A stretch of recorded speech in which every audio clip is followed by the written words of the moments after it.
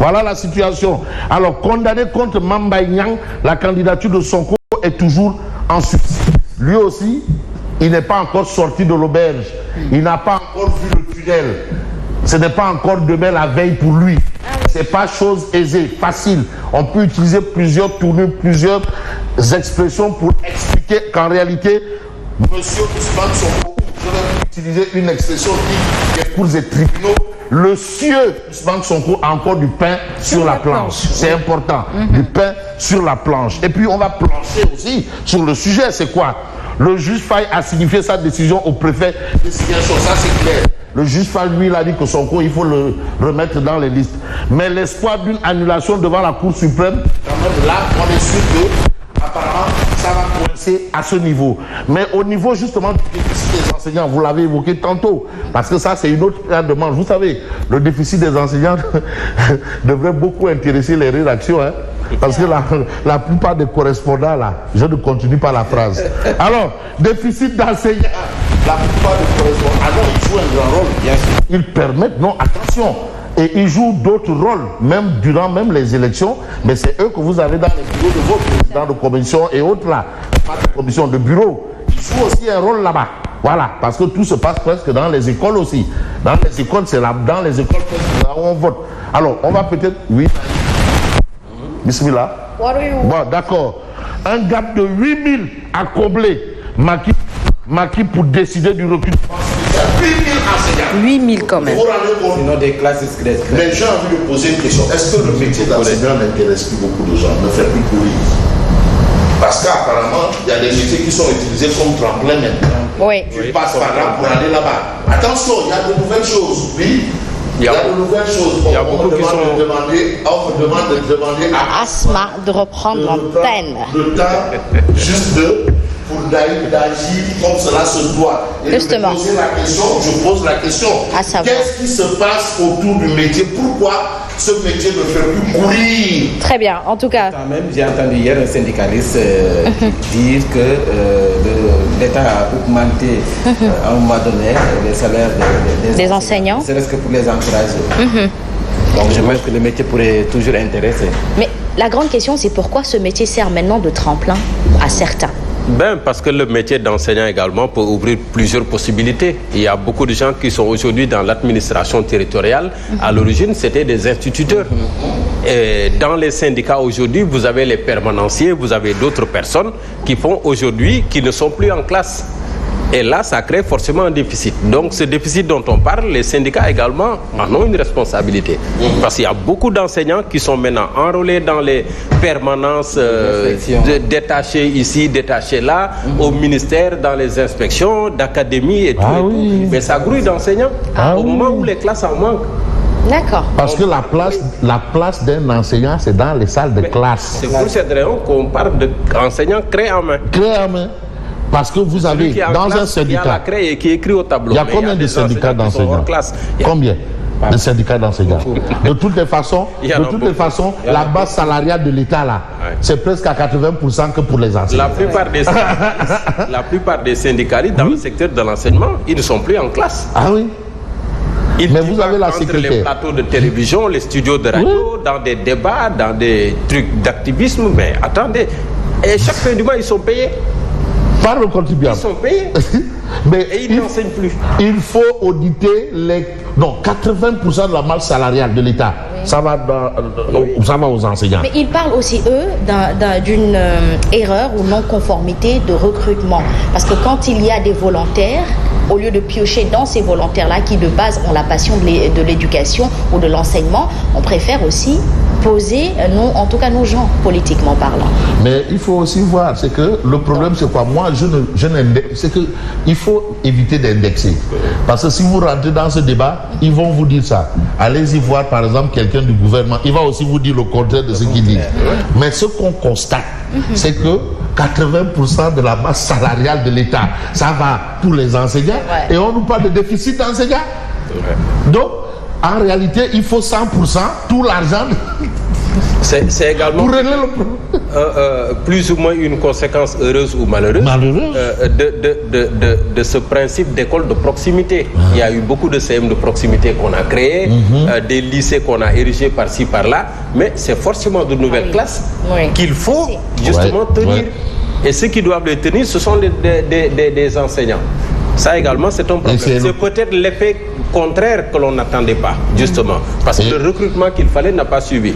Le dernier recrutement spécial, il y a quoi, 2-3 ans? C'est ça. J'ai entendu justement un acteur de l'éducation dire que parce qu'on a tardé de faire le concours de recrutement. Cette année, il n'y a pas eu de concours de C'est pour ça qu'il y a peut-être ce déficit, lors du conseil interministériel, le ministre avait annoncé que le recrutement se ferait. Mais ça tarde. Malheureusement, ça a tardé à se faire. En fait. Le président a levé le lièvre. Voilà. De toutes les façons, on attend la suite des événements.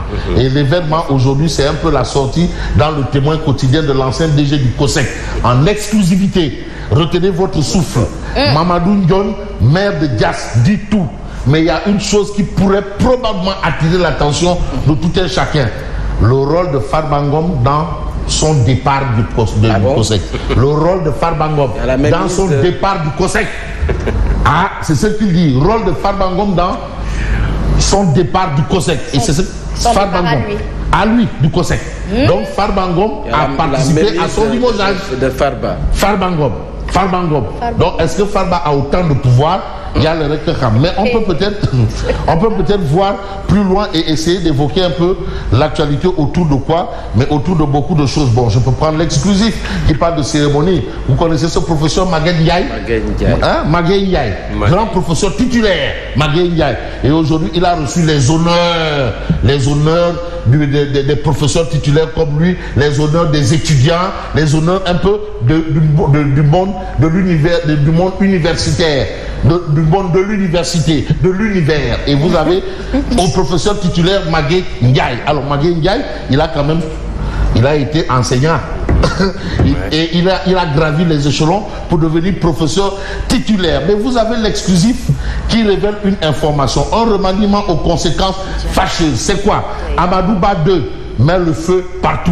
Amadouba 2 met le feu partout. Ça, c'est ce que retient l'exclusif ce matin. J'ai envie de prendre un journal comme par exemple La Voix. Mais La Voix. Alors non, pas 2 minutes. La Voix.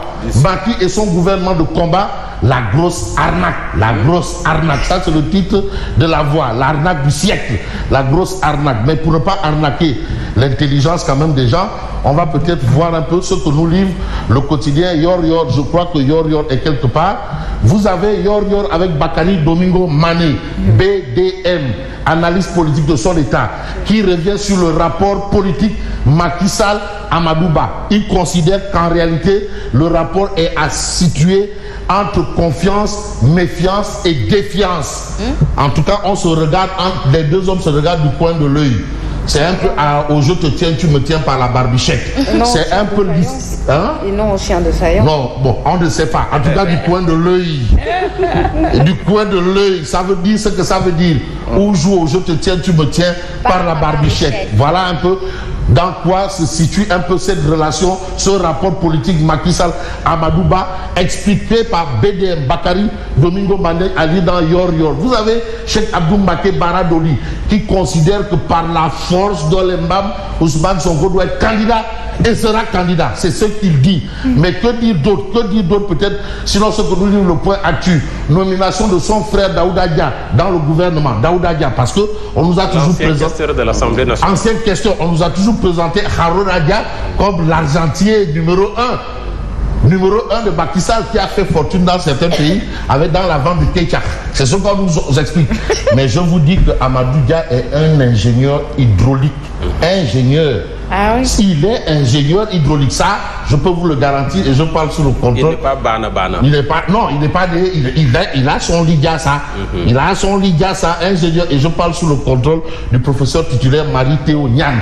Pourquoi Macky a renoué avec Harouna Dia? Parce qu'à un moment, on nous disait que les relations étaient un peu tendues entre les deux hommes. Le rôle clé du grand frère du ministre de l'élevage dans la période des vaches maigres de l'APR. Ça, tout le monde le sait. C'est quelqu'un qui a été presque... Bon, souvent, parfois, on dit qu'il faut un retour sur l'investissement. Peut-être c'est là où ça a coincé. Mais aujourd'hui, quand même, le petit frère est ministre de l'élevage, ancien questeur à l'Assemblée nationale. Haruna Dia a composé avec Macky Sall le premier gouvernement de 2012. C'est ce qu'on nous explique. Comment Macky Sall a contourné la menace, l'axe ADD Haruna Dia, l'axe Abdoulaye Daouda Diallo Haruna Dia. Donc il y avait une connexion là-bas. Haruna Dia, Abdoulaye Daouda Diallo. Mais vous savez, l'imam Ratib Mohamed Moustapha Diagne de la synergie républicaine, dit tout très normal. Bien entendu. Normal. Alors, c'est comme Abdou Fall, dit très normal. Abdou Fall. Démis de ses fonctions à la direction de la communication et de l'information du ministère de l'Éducation. Mohamed Moustapha Diagne réagit. Alors, qu'est-ce qu'il dit? Il dit, j'ai été limogé parce que mon candidat est Boun Abdallah Dionne. C'est lui mon candidat. C'est le candidat. Je suis un homme libre. Alors, ma ferme conviction est que Mohamed Boun Abdallah Dionne sera le futur président de la République. Martin l'ex-DFC. Pour lui, il sera le futur président de la République. Et puis, collectif des frustrés de l'APR. Maintenant, les frustrés de l'APR ont créé aussi un collectif. Les frustrés de l'APR. Malado Diallo et compagnie lancent tout sauf Amadouba Ayof Diamalai. Tout sauf Amadouba. Amadouba Abalnou. Tu pries, ça c'est ce qu'ils disent. Chez Diouf Sarr. C'est chez Diouf Sarr. C'est chez Diouf Sarr. Tout sauf Amadouba. Tout sauf lui. Ils ont lancé un collectif des frustrés de l'APR. Que doit-on comprendre de cette précision? Des frustrés. Non. De tout sauf Amadouba. C'est chez Diouf Sarr. Chez Diouf Sarr.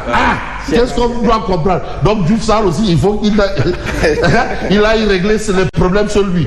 Donc chez Diouf Sarr, il y a Tolof, il y a un problème là-bas. Le Benkenyenke chez Diouf Sarr. Alors, mais chez Odia, qu'est-ce qu'il y a? On va voir ce qu'il y a chez Odia. Mais chez Odia, il y a Ousmane Sonko, réintégration sur les listes électorales. Et ici, vous avez Moustapha Diagne. Mohamed Diagne. Moustapha, c'est synergie républicaine, l'imam Ratib Mohamed Moustapha Diagne. Et vous avez Baki qui regarde qui voit arriver le mur. Sonko. À l'école. Un vrai cas d'école. Voilà. Un cas de